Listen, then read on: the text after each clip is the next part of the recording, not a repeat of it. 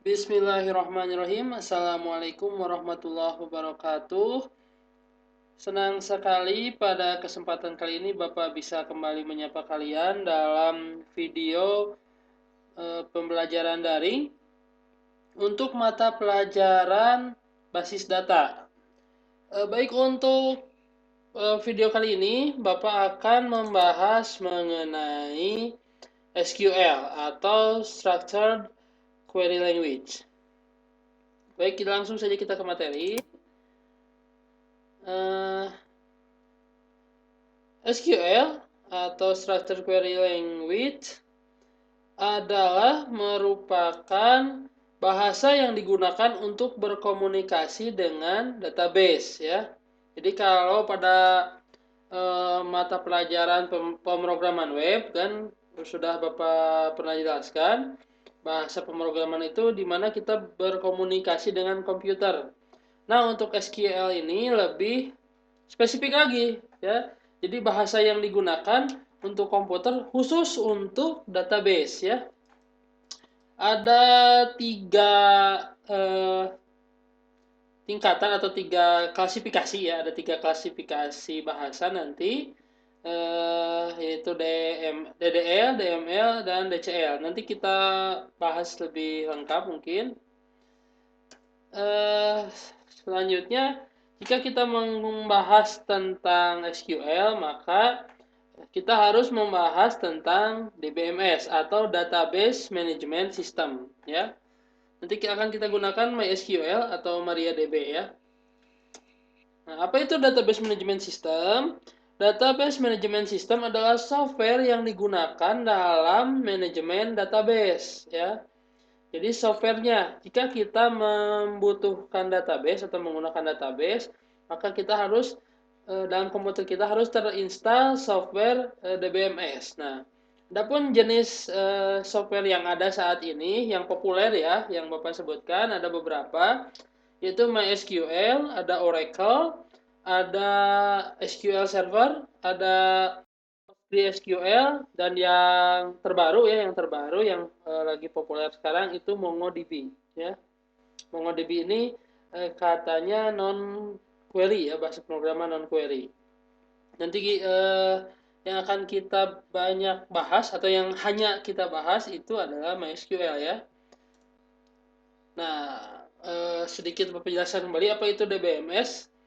DBMS adalah sebuah software di mana di dalam DBMS ya itu, ya, di dalam DBMS software DBMS itu terdapat nanti banyak database, ya. Jadi bukan software hanya untuk satu database. Jadi kita bisa membuat banyak database dengan menggunakan software DBMS ini, ya. Ada beberapa jenis DBMS, ya, beberapa tipe DBMS. Yang pertama ada relational DBMS, ada hierarchical DBMS, ada network DBMS, dan ada NoSQL DBMS, ya. NoSQL itu contohnya yang tadi, ya, yang MongoDB. Eh, yang akan kita bahas dalam mata pelajaran database ini hanya yang relational DBMS saja, ya. Di mana RDBMS ini, ya, nanti dalam sebuah database yang relasional nanti akan terdapat tabel, ya, bukan hanya satu tabel tapi mungkin banyak tabel, di mana dalam sebuah database tabel-tabel ini nantinya akan terhubung atau berrelasi satu sama lain, ya. Jadi itu RDBMS, ya. Jadi misalkan kita membuat software tentang perpustakaan, misalnya software perpustakaan. Nanti misalnya ada tabel anggota, ada tabel buku, ada tabel peminjaman, ada tabel pengembalian, misal seperti itu. Nah, nanti tabel-tabel itu kan dalam satu database, nanti setiap tabel akan terhubung, nah, dengan relasional DBMS ini.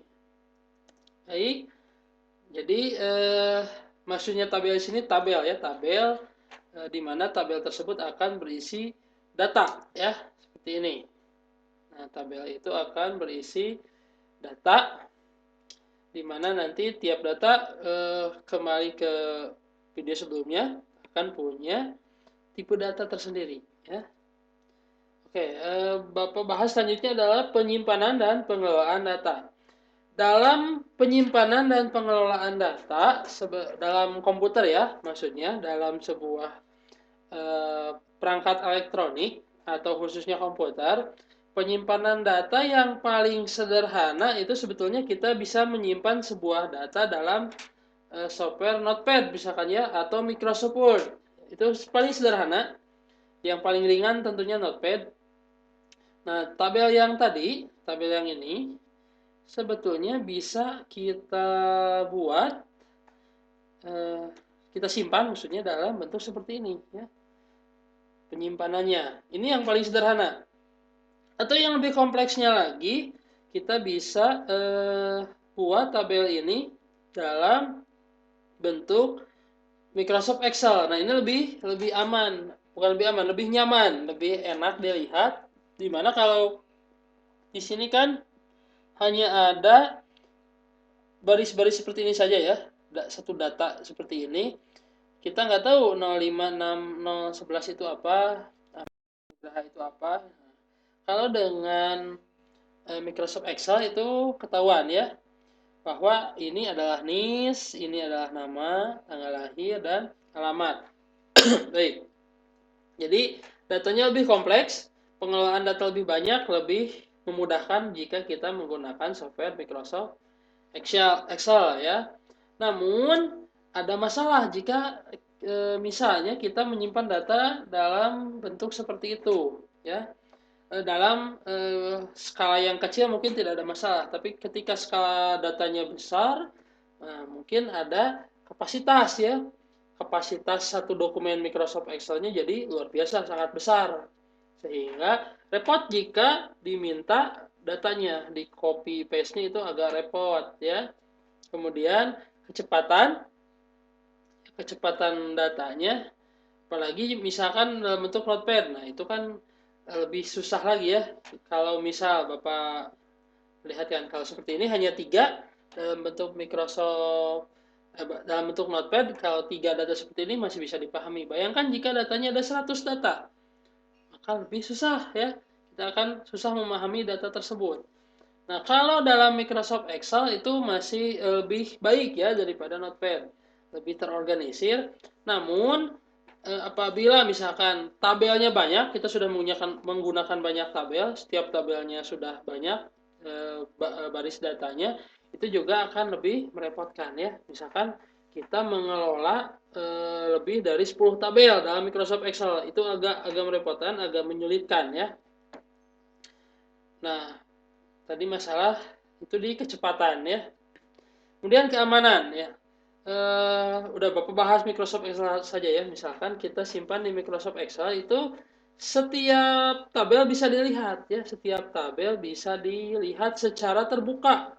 Tidak difilter, ataupun setiap orang misalkan ketika mendapatkan filenya bisa melihat tabelnya. Walaupun Microsoft Excel memungkinkan kita mempassword suatu tabel atau suatu data, tapi tetap saja kurang aman ya. Misalkan ketika aksesnya dibagi-bagi, misalkan orang pertama hanya bisa melihat data tertentu ya, orang kedua bisa melihat data lebih banyak. Nah, hal-hal seperti itu, tingkat keamanan, level keamanan yang berbeda itu tidak bisa dilakukan dengan misalnya menggunakan Microsoft Excel.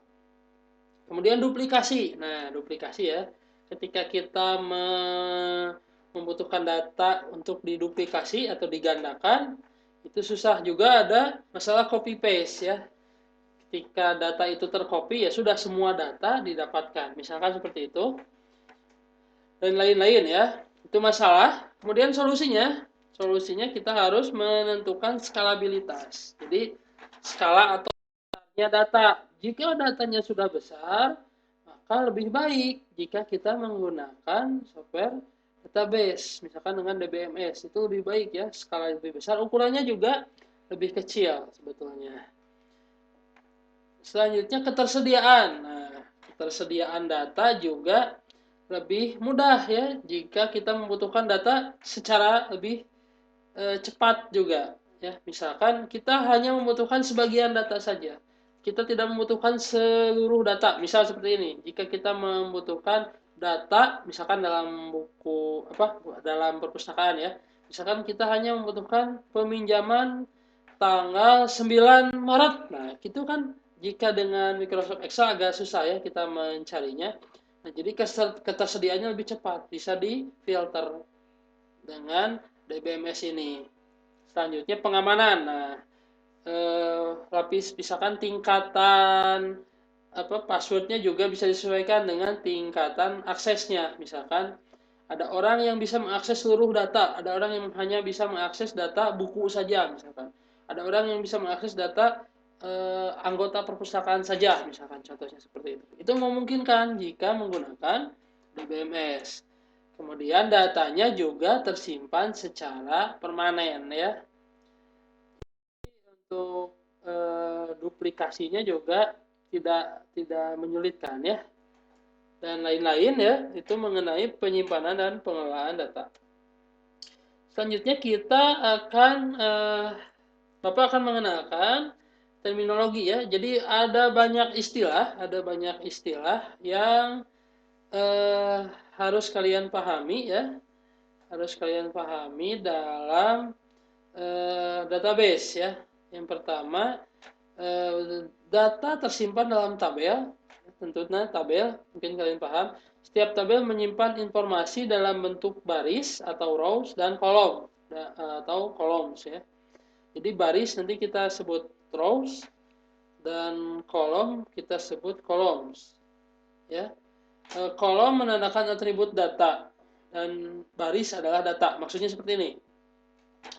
Baris adalah data ya. Satu baris ini datanya. Sedangkan kolom itu atributnya. Misalkan seperti ini.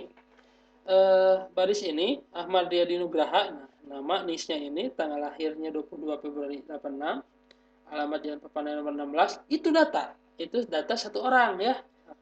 Karena ini datanya data orang kan. Data siswa misalkan. Nah, ini satu orang. Berarti 3 baris ini ada 3 orang. Berarti 3 data.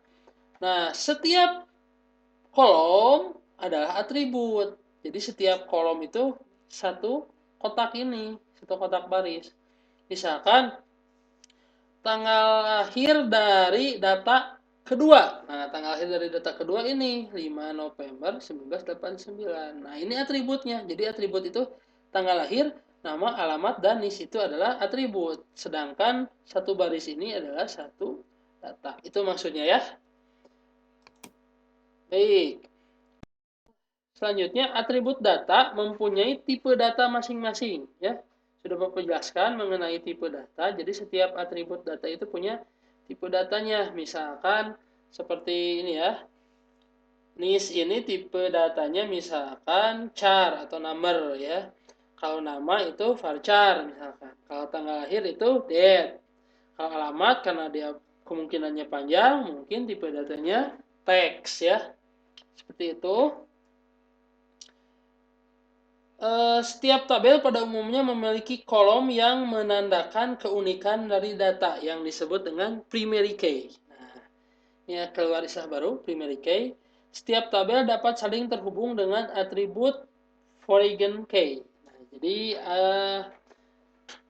akan Bapak jelaskan dulu mengenai primary key ya. Primary key itu adalah sebuah data yang mewakili satu baris record secara unik ya. Satu baris itu kan satu data ya. Satu baris itu juga bisa disebut record ya, bukan tadi rows, record juga. Jadi satu baris itu kita sebut saja record. Satu baris itu adalah satu data, tapi setiap satu data itu unik. Satu data dengan data lainnya itu ada pembedanya. Misalnya seperti ini ya. Misalnya seperti ini. Nama itu kemungkinan sama ya, ada nama yang sama, ada kemungkinan nama sama, ada kemungkinan tanggal lahir juga sama, bahkan alamat itu ada kemungkinan juga sama ya. Maka sesuatu yang unik yang pasti berbeda dari tiap baris ini adalah NIS ya, adalah NIS. Misalkan kan nama kemungkinan kalau datanya banyak, kemungkinan ada nama yang sama itu banyak. Tapi NIS ini, nomor induk ini, khusus satu orang, satu NIS, tidak akan diberikan ke orang lain. Ya. Nah, itu yang disebut primary key. Ya. Sementara kalian pahami itu dulu. Ya. Misalkan nomor induk itu satu orang itu hanya satu nomor induk. Nah, setelah dia misalkan lulus ya kalau siswa, setelah lulus angkatan di bawahnya yang kelas 1 pasti NIS-nya beda, tidak akan mengulang NIS yang sudah lulus. Nah, hanya seperti itu. Jadi ada sesuatu yang unik. Nah, yang unik ini mewakili satu data ini. Jadi satu data ini kan terdiri dari 4 kolom ini. Nah, yang uniknya yang pasti berbeda dengan data yang lainnya itu NIS. Nah, itu sementara kita pahami primary key ya. Walaupun itu nantinya bukan primary key. Baik, namun ada masalah ketika NIS ini jadi primary key ya. Ada kemungkinan NIS ini terhapus ya. Ada kemungkinan NIS ini terhapus walaupun NIS ini bisa dijadikan primary key ya. Secara prinsip NIS ini bisa dimungkinkan jadi primary key, tapi ada kemungkinan NIS ini terhapus. Maka yang lebih baiknya NIS ini atau NIS ini kan angka ya. Angka itu akan selalu bertambah kan, bertambah, tambah satu, tambah satu, tambah satu. Akan lebih baik jika kita membuat sebuah kolom baru untuk nah, kolomnya ini angka dari 1, 2 dan seterusnya. Jadi setiap tambah data nomornya bertambah satu terus. Ya, jadi ID ini nanti akan kita jadikan sebagai primary key. Sedangkan NIS ini akan kita gunakan sebagai fragment key ya. Baik, Bapak balik ke sini. Nah, NIS ini akan kita jadikan sebagai fragment key. Contohnya ada dua tabel seperti ini. Nah, di mana setiap data akan kita hubungkan dengan fragment key. Nah, fragment key itu sama seperti primary key, data yang unik, data yang tidak akan mungkin sama. Nah, tapi akan kita jadikan sebagai penghubung antara satu data dengan data lain. Contoh, Bapak punya dua buah tabel. Yang pertama tabel siswa, yang kedua adalah tabel nilai. Ya. Tabel siswa ini isinya data siswa ya. Ini kan kemungkinan ada, nah ini udah ada kesamaan ya. Ada dua siswa dari kelas 11A dan dua siswa dari kelas 11B. Nah, dan satu data lagi hanya berisi ID, NIS, dan nilai. Nah, penghubung antara data satu dan data lain itu NIS. Kita lihat NIS-nya yang sama, ini 1986 ini yang mana? Oh, yang ini. Jadi Budi itu nilainya 75. Nah, seperti itu. Kenapa tidak nama ditulis di sini? Kalau nama ditulis di sini, itu disebut dengan redundansi ya. Kita sudah mempelajari normalisasi data ya. Agar tidak redundan, jadi yang dituliskan itu hanya fragment key-nya saja. Nah, seperti itu ya. Mudah-mudahan kalian paham konsep mengenai primary key dan fragment key. Baik, Bapak lanjutkan. Selanjutnya database dan tabel. Baik, kita pahami seperti ini. Sebuah database itu biasanya terdiri dari banyak tabel. Di mana dalam relation DBMS setiap tabel itu terhubung ya. Ya, ini udah penjelasan tadi, mudah-mudahan kalian paham. Nah, tabel-tabel ini nanti akan kita lakukan berikan instruksi database ini ya. Untuk mengolah tabel-tabel ini akan kita lakukan instruksi dengan SQL, yaitu dengan perintah-perintah dengan klasifikasi seperti ini ya. Udah dibahas di depan tadi. Ada DCL, ada data atau data control language, ada DDL, data definition language, dan DML, data manipulation language ya. Di mana nanti perintah yang akan kita gunakan untuk DCL itu ada perintah grant dan revoke ya. Sedangkan untuk DDL ini akan sangat sering kita gunakan yaitu perintah create alter, dan drop. Yang terakhir ada data DML, Data Manipulation Language. Ini lebih sering lagi kita gunakan daripada DDL. Yang akan paling sering kita gunakan adalah perintah-perintah ini, insert, select, update, dan delete. Ya. Nah, perangkat kerja yang akan kita gunakan itu softwarenya yang pertama XAMPP. Ini software untuk database-nya ya. Jadi ini adalah software untuk mengakses database. Di mana nanti software bantunya ada yang berbasis teks dan ada yang berbasis grafik. Nah, yang grafik ini lebih mudah digunakan, lebih nyaman digunakan. Itu ada MySQL Front dan Heidi SQL. Sedangkan yang berbasis teks itu ada Command Prompt, ini bawaan Windows ya, CMD dan CMDR ya. CMDR ini software tersendiri. Kita harus menginstalnya. Nah, yang akan kita pelajari di awal, alat yang akan kita gunakan di awal, perangkat kerjanya, di awal kita akan menggunakan yang berbasis teks ya, Command Prompt dan CMDR. Ya, walaupun secara penggunaan sebetulnya MySQL Front atau Heidi itu lebih mudah digunakan, tapi Bapak ingin kita belajar dulu yang sangat dasar, yang sangat basic, agar kita terbiasa menuliskan perintahnya. Jadi yang akan kita gunakan adalah yang ya, yaitu dengan Command Prompt dan CMDR ini. Baik, itu saja materi untuk video kali ini. Mudah-mudahan kalian bisa memahaminya. Bapak ucapkan terima kasih dan wassalamualaikum warahmatullahi wabarakatuh.